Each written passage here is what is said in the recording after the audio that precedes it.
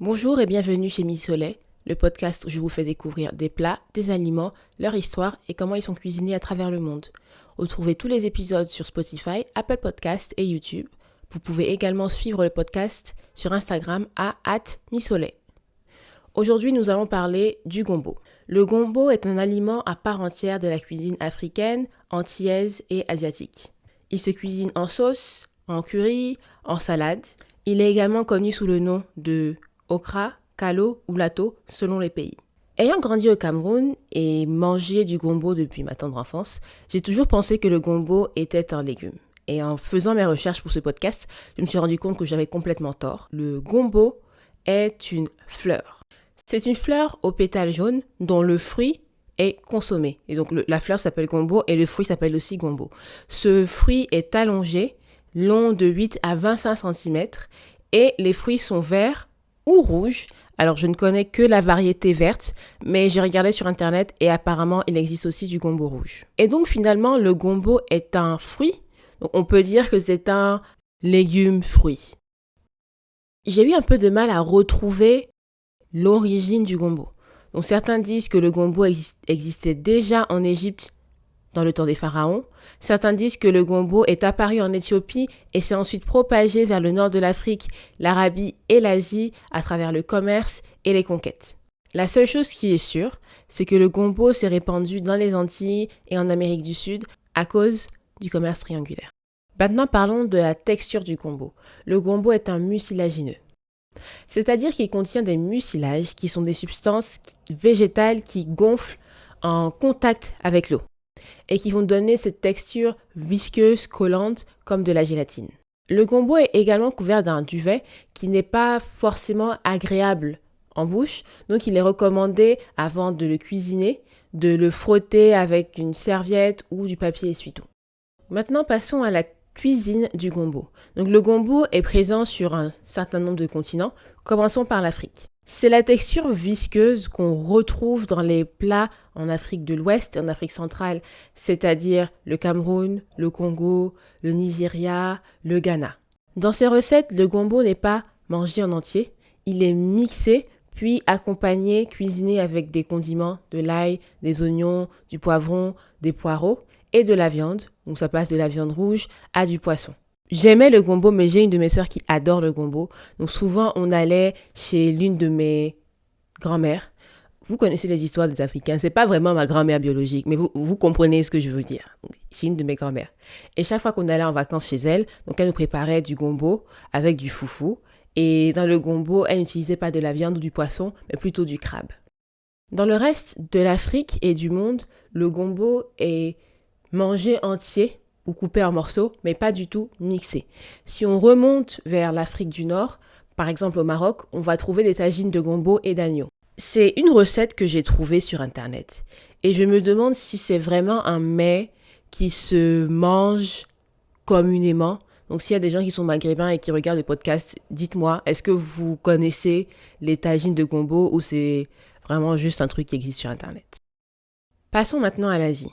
Donc en Asie, on a quand même des régions distinctes en Asie, par exemple le Moyen-Orient, même si les gens pensent que le Moyen-Orient n'est pas en Asie, c'est en Asie, ce sont les Asiatiques, les Iraniens sont asiatiques. Donc on a le Moyen-Orient, on a la partie Inde, Pakistan, on a l'Asie du Sud-Est et la partie de l'Asie avec le Japon, la Chine, la Corée. Donc ce sont des styles de cuisine différents. Donc je vais essayer de vous partager la façon de cuisiner du gombo dans une partie de ces régions. Une façon commune de cuisiner le gombo au Moyen-Orient, en Égypte et dans les pays de la Corne de l'Afrique s'appelle le bamia. La prononciation peut changer selon les pays. Par exemple, en Iran, ça s'appelle kolesh bamieh. Désolée si je ne prononce pas bien, je ne suis pas iranienne du tout. Je pense que ça se voit. C'est un plat assez facile à faire.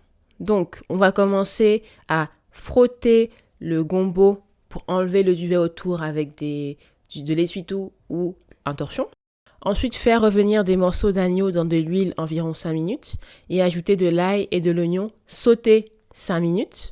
Verser des tomates en morceaux, du concentré de tomates ainsi que des épices, coriandre, cumin, cannelle et du bouillon de bœuf. N'oubliez pas le sel et le poivre. Souvent, je ne dis pas qu'il faut mettre du sel et du poivre, mais je parle du fait que c'est la base en fait de la cuisine.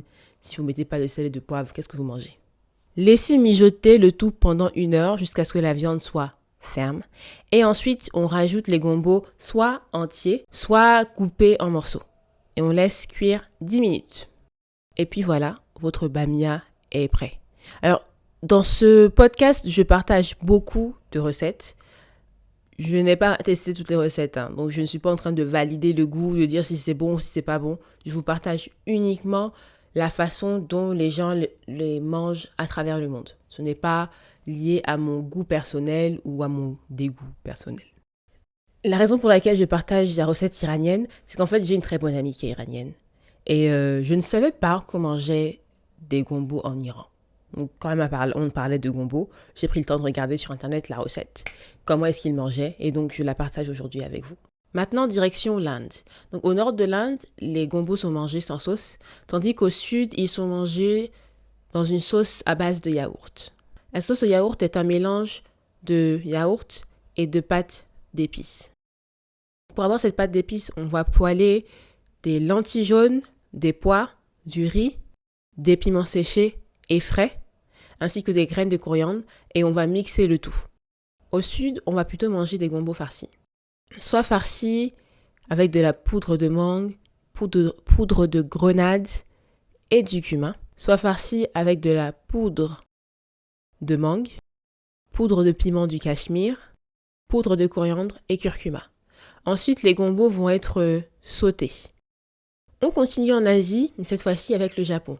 Donc au Japon, les gombos sont cuits de façon oitashi. Donc beaucoup de légumes peuvent être cuits de cette façon. Le légume va être blanchi à l'eau, puis va mariner dans un mélange de dashi, de sauce soja et de mirin. Et ensuite, il va être servi froid. Vous pouvez faire la même chose avec des aubergines, par exemple. Maintenant aux Antilles. En Martinique, le gombo va être mangé comme une salade. Donc on va le faire bouillir pendant 10 à 15 minutes, garder l'eau de la cuisson et venir agrémenter avec une vinaigrette à base d'ail, de vinaigre, de piment, d'huile d'olive ainsi que de poivre. En Guyane, il existe un mets à base de gombo appelé kalalou. Pourquoi kalalou? Car kalou signifie gombo en Guyane et dans certaines Antilles françaises. C'est un mélange de viande fumée et boucanée. On va retrouver de la poitrine fumée, du poulet et du poisson. De crevettes, d'épinards, de gombo et différents condiments. Le gombo est un légume frit qu'on retrouve dans un certain nombre de gastronomies à travers le monde. Si vous n'aimez pas une façon particulière de le manger, de le cuisiner, je suis sûre que vous trouverez chaussures à votre pied. Merci d'avoir écouté et à la prochaine fois.